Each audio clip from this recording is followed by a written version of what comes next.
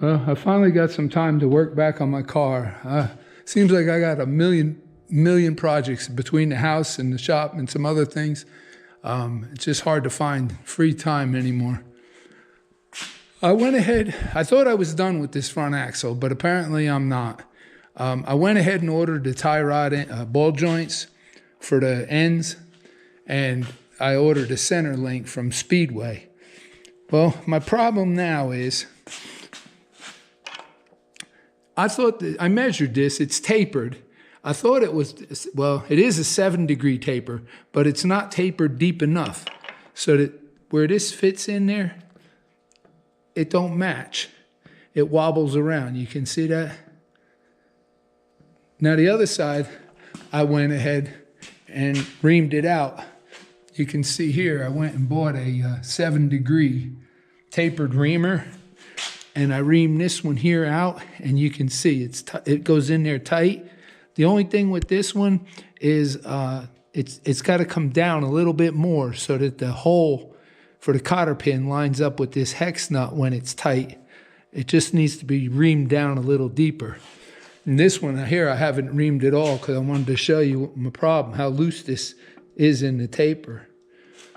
And then also, while I got it here, before I go ahead and ream it, Speedway didn't have the right center length that I needed, because you could buy it with a left and right hand thread already threaded in the ends. So what I did here is I'm going to line the spindles up. I got this one all mocked up the way I want it. I'm going to measure this right here, cut it, and luckily I have a 5/8 fine thread tap. So once I cut this right hand, I can go ahead and re-tap this the rest of the way and put the nut on it, and I get that on it, we should be done. And then hopefully that will be the end of this front end. Everything will be on it, or, you know, everything will fit and work. Well, let me get this apart. I'm going to go ahead and cut the end off of that, and we'll see if we can get it re-threaded and re-tapered to tape. Well, you can see here, this is how much I needed to cut off totally to get where I wanted. But if I would have cut it all off in that much the first time in one shot, I wouldn't have had any threads there to start, because I only had about 3 inches of threads. So what I did was I cut one piece off the big piece, then left them threads there, which I can get the tap started real easy on the existing threads, then went back and cut it again, and now I'm going to tap it to the end of the tap right here. So let me get this finished, and then we'll get started on fixing them tapers. Let me go ahead and we'll try to ream this one out. Take a little bit out of here.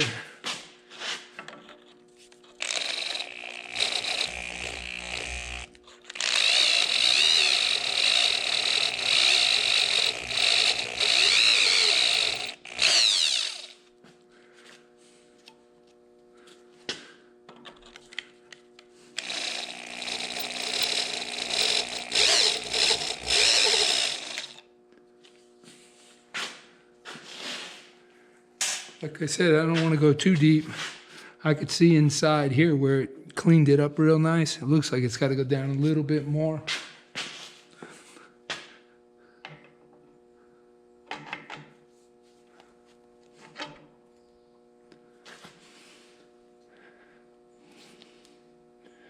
Now, it's tight now, but I got to get it to where got about another 1/16 of an inch maybe. It's got to go down so that the hole for the cotter pin lines up with the nut.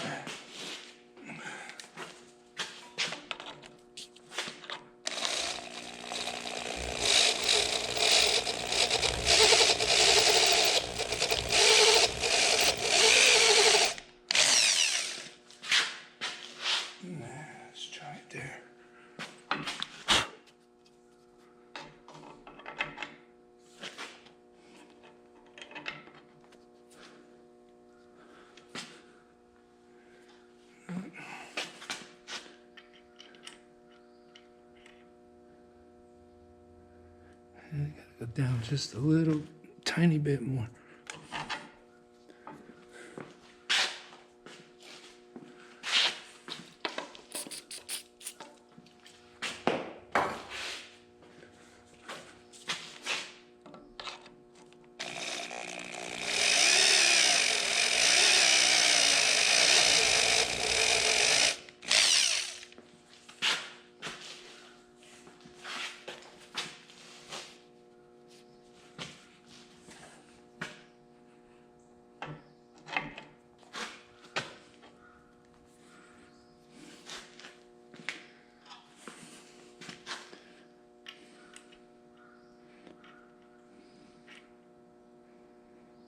think when that tightens up there, it'll be just right.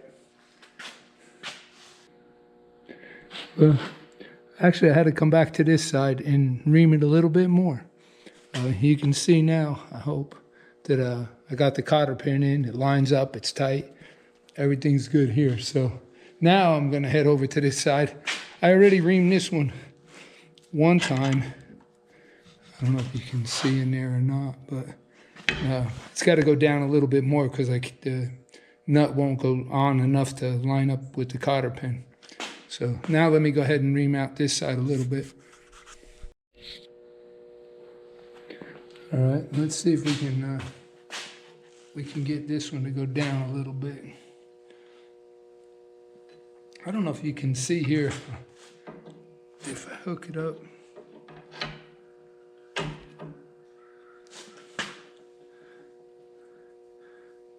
But it's got to go down about another 1/8 of an inch to get the hole to line up with the castle nut.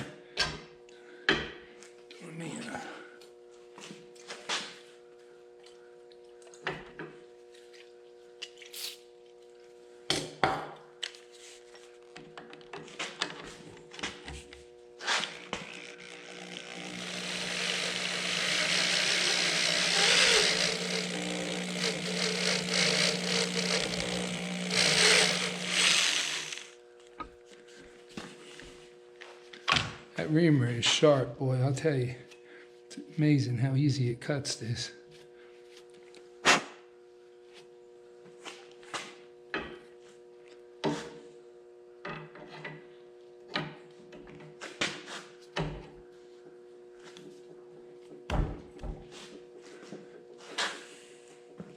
Now I gotta find my castle nut. Where is it?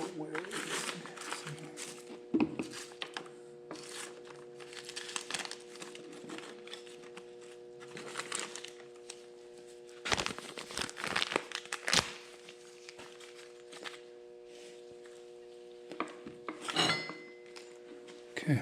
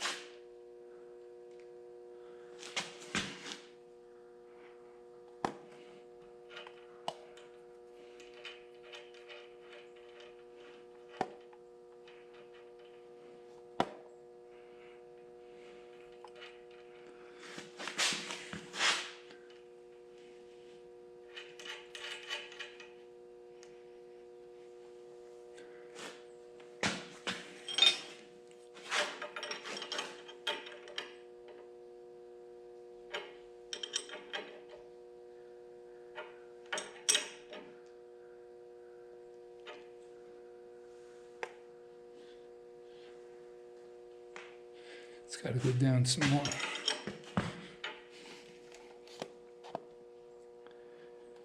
Yep.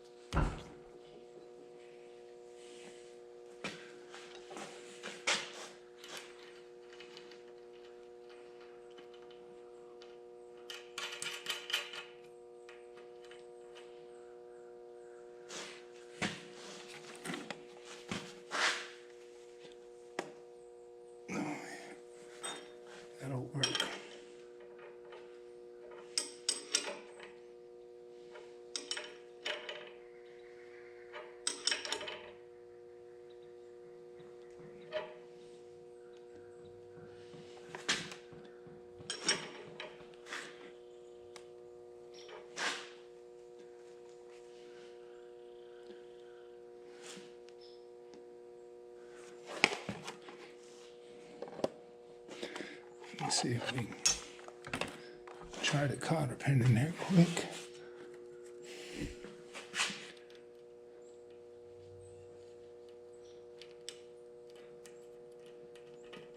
Yep, there we go.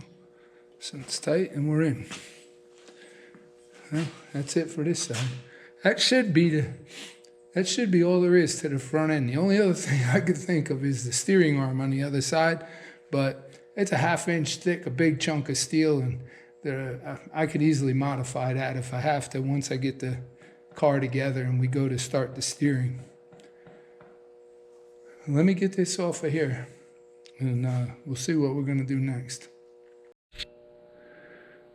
Well, as you can see here, I got the front axle done now. Center link's on, ball joints are on, everything looking good.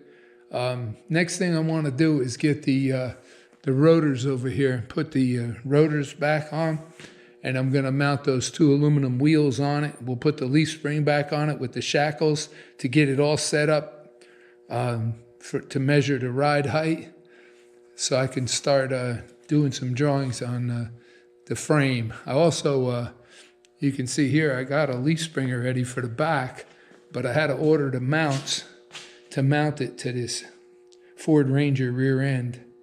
So once I get that, I'll do the same thing, shim it up, get the spring mounted, and like I said, with the front and back spring, I'll have the height of it, and then we can go from there making a frame.